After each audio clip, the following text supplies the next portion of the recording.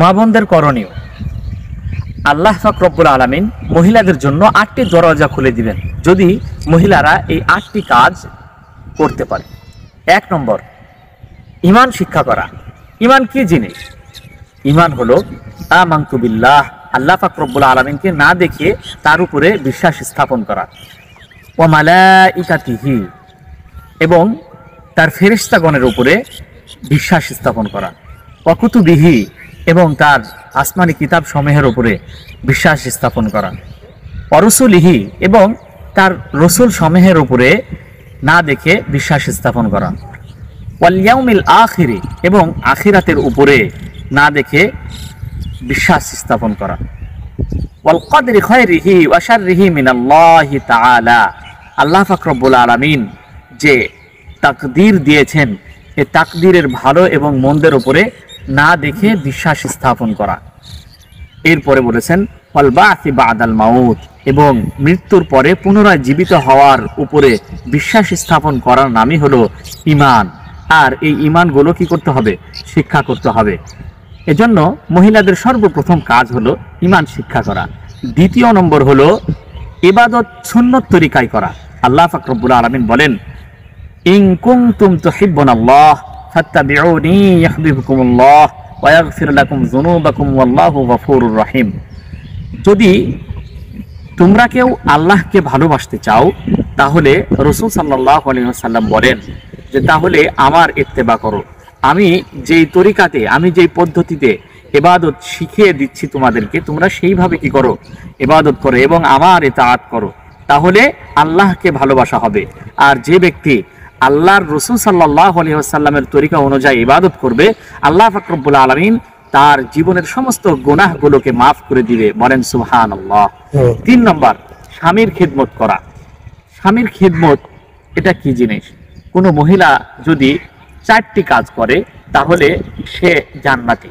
1 নম্বর হলো আল্লাহ পাক রব্বুল আলামিনের ফরজ ইবাদতগুলো যথারীতি যত্নবান হওয়া এবং সে অনুযায়ী ফরজ নামাজগুলো আদায় করা। 2 নম্বর হলো সে রমজান মাসে রোজা রাখবে, রমজান মাসে রোজা রাখা।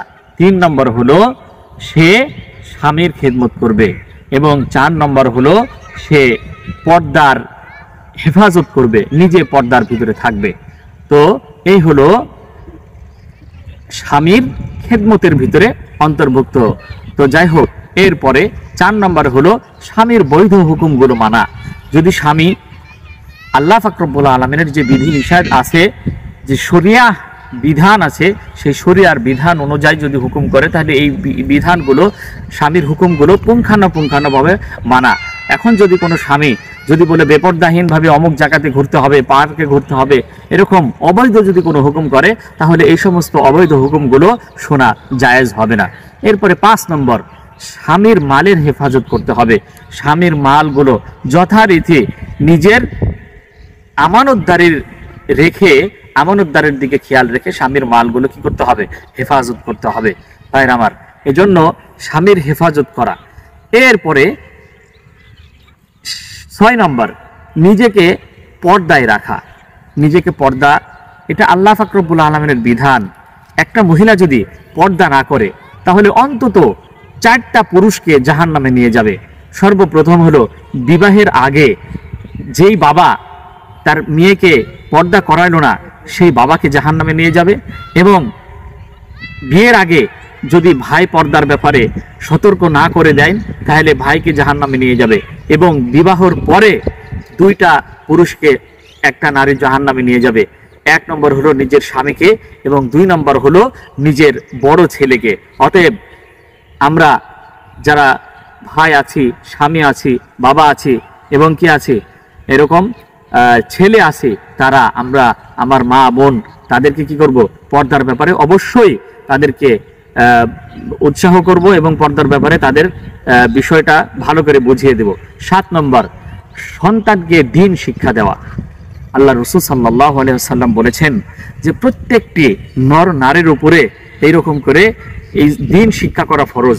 তেমনিভাবে আমরা যদি ছেলে সন্তানকে দিন শিক্ষা দিই, তাহলে ইহকালে এবং পরকালে উভয় কালে আমাদের মুক্তির সনদ হিসেবে আমাদের সন্তানগুলো দাঁড়াবে। কাল কিয়ামতের দিন এই সন্তানের কারণে এরকম করে নাজাতের জারিয়া হয়ে যাবে। এজন্য সন্তানদেরকে কি করতে হবে? দিন শিক্ষা দিতে হবে। ভাইয়ের আমার, এই দিন শিক্ষা দিতে হবে, এটা অবশ্যই জরুরি, এবং যতটুক নিজেকে চলার প্রয়োজন অতটুক পর্যন্ত অবশ্যই দিন শিক্ষা করতে হবে। এরপরে 8 নম্বর হলো মহিলা মহলে দাওয়াত দেওয়া। যে সমস্ত মহিলারা আছে, মহিলারা মহিলাদেরকে দাওয়াত দিবে এবং পুরুষরা পুরুষদেরকে আল্লাহর দিকে দাওয়াত দিবে। এজন্য আমাদের মা বোন যারা আছে তারা মহিলাদের সমাজে মহিলা মহলে দাওয়াত দেয়া, এটাও আমাদের উপরে দায়িত্ব। তো যাই হোক, যেই কথাগুলো হলো, এই 8টি পয়েন্ট যদি আমরা আমাদের মা বোনদেরকে এরকম করে শিক্ষা দিতে পারি এবং 8টি পয়েন্ট অনুযায়ী যদি আমাদের মা বোন চলতে পারে, তাহলে আল্লাহ পাক রব্বুল আলামিন আমাদের মা বোনদের জন্য জান্নাতের 8টি দরওয়াজা খুলে দিয়েছে। এই 8টি দরওয়াজার ভিতর থেকে যে কোনো একটি দরজা দিয়ে তারা জান্নাতে প্রবেশ করবে। বলেন সুবহানাল্লাহ। ভিডিওটি ভালো লেগে থাকলে অবশ্যই লাইক করবেন, কমেন্ট করবেন এবং শেয়ার করতে ভুলবেন না।